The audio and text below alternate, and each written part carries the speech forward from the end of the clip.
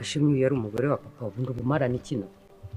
karubanda iyi kururu yanyu ubundi ni kururu nyabaye birakubabaza se bikurya he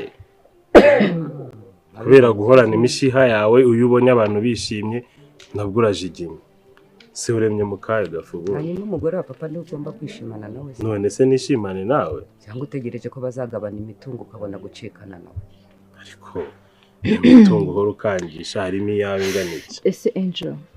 nzakubwire kangahe ko ntazanywe n'imitungo muri uru rugo n'iki cyakuzanye yewe narazanywe n'imitungo kano kanya maze kugira kimwe cya kabiri nkuramo bari bwambone hari amafaranga atari ingenzi mfata muri uru rugo ntitwirirwa na hano mu rugo kimwe cya kane warangije kugikuramo kuko ndabona ushaka no gusuba ndagikuyemo bigutwaye kikari umugore wawe njye ntabwo nshaka gukundana n'uyu kuko nkunda papa wawe sibyo nubwo ikimbesheje hano ari amafaranga n'urukundo kandi igihe utangiye kubona turi gukundana rero kuganira no hanyuma iyi kururu irashishira erega atandukanye nawe byibuze aramvugisha aranyumva ese naye njye mpora narakaye nkawe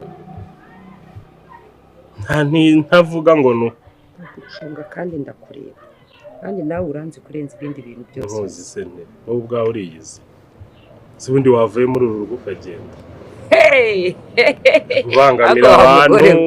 ushobora kuba ufite inzaratsi zirenze wese kutazi yaba nzifite nawe mba narazi yari kuguheraho njye ntabwo bwamfata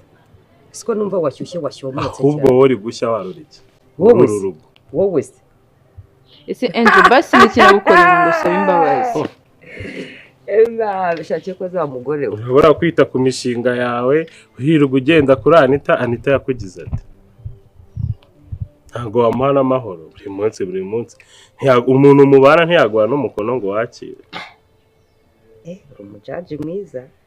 ayera kabyo umva warabaye umunyamategeko yo kumuburanira ndamaze